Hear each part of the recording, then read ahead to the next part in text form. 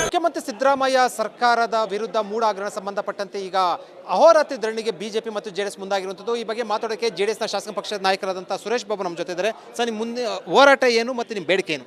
ಈಗ ನಮ್ಮ ಹೋರಾಟ ಏನು, ಈಗ ಮೂಡ ಹಗರಣದಲ್ಲಿ ನಾವೆಲ್ಲರೂ ಕೂಡ ಚರ್ಚೆಗೆ ಅವಕಾಶ ಕೊಡಿ ಅಂತ ಸನ್ಮಾನ್ಯ ಸಭಾಧ್ಯಕ್ಷನ ಕೇಳಿದಾಗ ಅವರು ಇವತ್ತು ಕೊಡಲಿಕ್ಕೆ ತಯಾರಿಲ್ಲದಂಥದ್ದು ನೋಡಿದಾಗ ಖಂಡಿತ ನಾವು ಅಲ್ಲಿ ಬಾವಿಯಲ್ಲಿ ಇಳಿದು ಎಲ್ಲರೂ ಎರಡೂ ಪಕ್ಷದವರು ಹೋರಾಟವನ್ನು ಮಾಡ್ತಾಯಿದ್ದೀವಿ. ಇವತ್ತು ಕೊನೆಗೂ ಕೂಡ ಅವರು ಅದ್ರ ಬಗ್ಗೆ ಗಮನ ಹರಿಸದಿದ್ದಂಥ ಸಂದರ್ಭದಲ್ಲಿ ನಮ್ಮೆಲ್ಲರ ತೀರ್ಮಾನ ಇವತ್ತು ಅಹೋರಾತ್ರಿ ಇಲ್ಲಿ ಹೋರಾಟ ಮಾಡಬೇಕು ಅಂತಕ್ಕಂಥದ್ದು. ಇವತ್ತು ಇವರು ಏನು ತೀರ್ಮಾನ ಕೊಡೋರಿಗೂ ಕೂಡ ನಾವು ಖಂಡಿತ ಅಹೋರಾತ್ರಿ ಧರಣಿಯನ್ನು ಮುಂದುವರಿಸ್ತೇವೆ. ಬಿಜೆಪಿ ಜೆಡಿಎಸ್ ಎರಡು ಜಂಟಿಯಾಗಿ ಹೋರಾಟ ಮಾಡ್ತಾ ಇರುವಂಥದ್ದು ಧರಣಿ, ಅಹೋರಾತ್ರಿ ಧರಣಿ ಮೊದಲ ಧರಣಿ ಮಾಡ್ತಾ ಇರುವಂಥದ್ದು ಈ ಸರ್ಕಾರದ ಸಂಬಂಧಪಟ್ಟಂತೆ.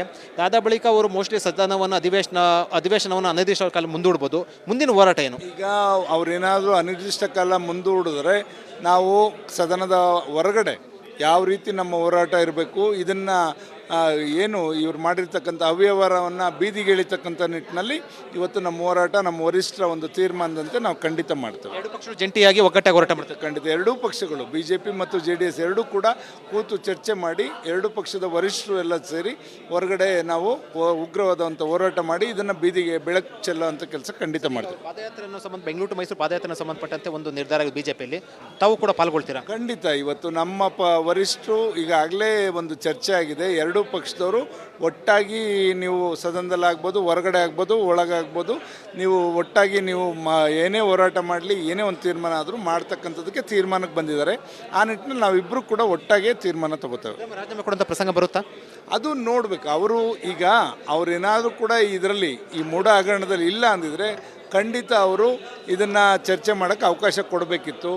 ಏಕೋ ಅವರು ಕೊಡದೇ ಇರತಕ್ಕಂಥದ್ದು ನೋಡಿದ್ರೆ ಒಂದು ಸ್ವಲ್ಪ ಅನುಮಾನ ಮೂಡ್ತಾ ಇದೆ. ಕ್ಯಾಮರಾ ಪರ್ಸನ್ ಮಧು ಜೊತೆ ವಿಜಯ ಜನರಲ್ ಟಿವಿ ಬೆಂಗಳೂರು. ಅದು ಸರ್ಕಾರ ಬಂದ ನಂತರ ಮೊದಲ ಬಾರಿಗೆ ಪ್ರತಿಪಕ್ಷ ಬಿಜೆಪಿ ಅಹೋರಾತ್ರಿ ಧರಣಿ ಮುಂದಾಗಿರುತ್ತೆ. ಸರ್, ಅಹೋರಾತ್ರಿ ಧರಣಿಯ ಉದ್ದೇಶ ಏನು, ಮುಂದಿನ ಹೋರಾಟ ಏನು? ಮೂಡಾದಲ್ಲಿ, ಮೈಸೂರಿನ ಮೂಡಾದಲ್ಲಿ ಮುಖ್ಯಮಂತ್ರಿ ಕುಟುಂಬ 14 ಸೈಟ್ಗಳನ್ನು ಪಡ್ಕೊಂಡರು. ಆ ಸೈಟ್ಗಳಿಗೆ ಇವರ ಭೂಮಿಯೇ ಇರಲಿಲ್ಲ. 91-92ರಲ್ಲಿ ಅದಕ್ಕೆ ಹಿಂದೆ ದಲಿತ ಕುಟುಂಬದ 3 ಎಕರೆ 16 ಗುಂಟೆ ಜಮೀನಿತ್ತು. ಆ ಜಮೀನು ಮೂಡ 92-93ರಲ್ಲಿ ಅಕ್ವಿಜೇಷನ್ ಮಾಡ್ತಾರೆ, 4-1 ನೋಟಿಫಿಕೇಷನ್ ಆಗುತ್ತೆ. 96-97ರಲ್ಲಿ 6-1 ನೋಟಿಫಿಕೇಷನ್ ಆಗುತ್ತೆ. ಅವರಿಗೆ 3,04,200 ರೂಪಾಯಿ ಪರಿಹಾರವನ್ನು ಕೊಡಲಾಗುತ್ತೆ.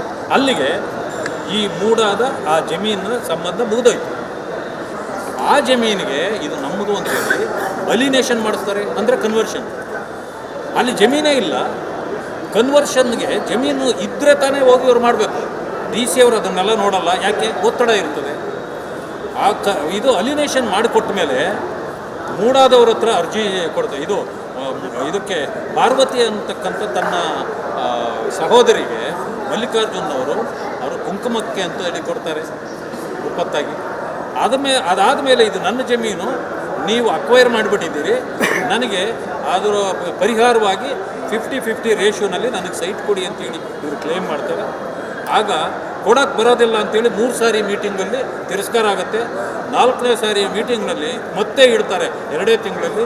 ಇಟ್ಬಿಟ್ಟು ಇವ್ರಿಗೆ ಬೇಕಾದವರೇ ಚೇರ್ಮನ್ ಮಾಡಿರ್ತಾರೆ, ಇವರೇನೇ ಮುಖ್ಯಮಂತ್ರಿ ಇರ್ತಾರೆ. ಆಗ ಅವರು ಕೊಡ್ತೀವಿ ಅಂತ ತೀರ್ಮಾನ ಮಾಡ್ತಾರೆ. ಅದಾದ ನಂತರ ಕುಮಾರಸ್ವಾಮಿ ಬರ್ತಾರೆ 18ಕ್ಕೆ, ಆವಾಗಲೂ ತೊಗೊಳ್ಳಲ್ಲ, ಸ್ಕ್ಯಾಂಡಲ್ ಆಗುತ್ತೆ ಅಂತ. 20-21ರಲ್ಲಿ ಇವರು ಸೈಟ್ಗಳನ್ನು ತೊಗೊಳ್ತಾರೆ.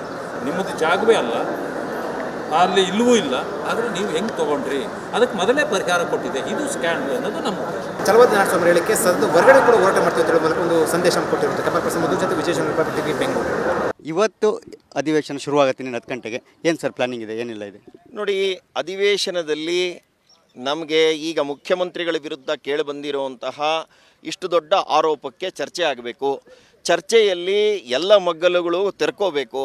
ಮತ್ತು ಈ ಚರ್ಚೆಯಿಂದ ಮುಖ್ಯಮಂತ್ರಿಗಳು ಅದರಲ್ಲಿ ಭಾಗಿಗಳಾಗಿದ್ದಾರೋ ಇಲ್ವೋ ಅನ್ನುವಂಥದ್ದು ಈ ರಾಜ್ಯದ ಜನಕ್ಕೆ ಗೊತ್ತಾಗಬೇಕು. ಹಾಗಾಗಿ ನಾವು ಆಗ್ರಹ ಪಡಿಸ್ತಾ ಇರುವಂಥದ್ದು, ಚರ್ಚೆಗೆ ಅವಕಾಶ ಮಾಡಿಕೊಡಿ. ಚರ್ಚೆಯಲ್ಲಿ ಎಲ್ಲ ವಿಷಯಗಳು ಕುಲಂಕುಷವಾಗಿ ಹೊರಗಡೆ ಬರಲಿ.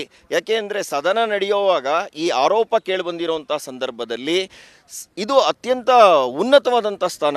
ಇಲ್ಲಿ ಚರ್ಚೆ ಆದರೆ ಇಡೀ ರಾಜ್ಯದ ಜನಕ್ಕೆ ಅನಿಸುತ್ತೆ ವಿಪಕ್ಷಗಳು ಕೂಡ ತುಂಬ ಎಚ್ಚರಿಕೆಯಿಂದ ತಮ್ಮ ಜವಾಬ್ದಾರಿಯನ್ನು ನಿರ್ವಹಿಸ್ತಾ ಇದ್ದೀವಿ, ಮತ್ತು ಆಳುವಂಥ ಪಕ್ಷಕ್ಕೂ ಜವಾಬ್ದಾರಿಯನ್ನು ಜಾಸ್ತಿ ಮಾಡ್ತಾ ಇದ್ದೀವಿ ಅಂತ. ಅದಕ್ಕೆ ಅವಕಾಶ ಕೊಡ್ತಾ ಇಲ್ಲ. ನಾವು ಅವಕಾಶವನ್ನು ಇವತ್ತು ಕೇಳ್ತೀವಿ, ಇವತ್ತು ಕೂಡ ಚರ್ಚೆಯಲ್ಲಿ ಭಾಗವಹಿಸೋದಕ್ಕೆ ಪ್ರಯತ್ನ ಮಾಡ್ತೀವಿ. ಈಗಾಗಲೇ ಸ್ಪಷ್ಟವಾಗಿ ತಮಗೆಲ್ಲರಿಗೂ ಉತ್ತರದಂತೆ ನ್ಯಾಯಾಂಗ ತನಿಖೆ ಕೊಟ್ಟಿದ್ದಾರೆ ಈಗಾಗಲೇ. ಯಾಕೆ ನ್ಯಾಯಾಂಗ ತನಿಖೆ ಮೇಲೆ ವಿಶ್ವಾಸ ಇಲ್ವಾ, ಅಥವಾ ಯಾಕೆ ಏನಾದರೂ ಅದೆಲ್ಲದರೂ ಒಂದು ಕಡೆ ದಾರಿ ತಪ್ಪುವಂಥದ್ದು ಆಗುತ್ತಾ? ಯಾಕೆ ತಮ್ಮ ಆತಂಕ ಏನಿದೆ ಅಂತ? ನೋಡಿ, ನಾವು ಕೇಳ್ತಾ ಇರುವಂಥದ್ದು ಈ ರೀತಿಯ ಭ್ರಷ್ಟಾಚಾರಗಳು ಕೇಳಿಬಂದಾಗ ಅದನ್ನು CBI ಎನ್ಕ್ವೈರಿಗೆ ಕೊಡಬೇಕು, ನಿಷ್ಪಕ್ಷಪಾತವಾಗಿ ನಡೀಬೇಕು, ಮತ್ತು ಎಲ್ಲ ಮಗ್ಗಲುಗಳು ಅದರಲ್ಲಿ ಹೊರಗಡೆ ಬರಬೇಕು. ಆದರೆ ನಾವು ಕೇಳುವಂಥದ್ದು ಇದು ತುಂಬ ಕಾಲಾವಧಿನೂ ಹಿಡಿಬಾರದು. ಒಂದು ನ್ಯಾಯಾಂಗಕ್ಕೆ ವಹಿಸಿದಾಗ ಅದಕ್ಕೆ ಆದಂತಹ ಪರಿಮಿತಿಗಳಿರುತ್ತೆ, ಅದು ನಡೆಯುತ್ತೆ. ಆದರೆ ಚರ್ಚಾ ಸಂದರ್ಭದಲ್ಲಿ ಅವರು ಏನು ಟರ್ಮ್ಸ್ ಆಫ್ ರೆಫರೆನ್ಸ್ ಕೊಟ್ಟಿದ್ದಾರೋ ಅದನ್ನೂ ಇಟ್ಕೊಂಡು ಉಳಿದಂಥ ಹಿಂದಿನ ಅವಧಿಗೂ ಏನಾಗಿದೆ ಎನ್ನುವಂಥದ್ದು ಚರ್ಚೆಗೆ ಒಳಪಡಬೇಕದು. ಹಾಗಾಗಿ ಮುಡಾ ಅನ್ನುವಂಥದ್ದು ತುಂಬ ದೊಡ್ಡದು ಹಗರಣ. ಅದು ಆ ಹಗರಣದಲ್ಲಿ ಯಾರೇ ಭಾಗಿಗಳಾಗಿರಲಿ ಅವರ ಹೆಸರು ಹೊರಗಡೆ ಬರಬೇಕು, ಅವರಿಗೆ ಶಿಕ್ಷೆ ಆಗಬೇಕು. ಮುಖ್ಯಮಂತ್ರಿಗಳ ಹೆಸರೇ ಇದಕ್ಕೆ ತಾಳೆ ಹಾಕ್ಕೊಂಡಿರೋದ್ರಿಂದ ಮುಖ್ಯಮಂತ್ರಿಗಳ ಜವಾಬ್ದಾರಿ ಜಾಸ್ತಿ ಇದೆ. ಕ್ಯಾಮ್ರಾ ಪರ್ಸನ್ ಮಂಜುನಾಥ್ ಜೊತೆ ಸುರೇಶ್.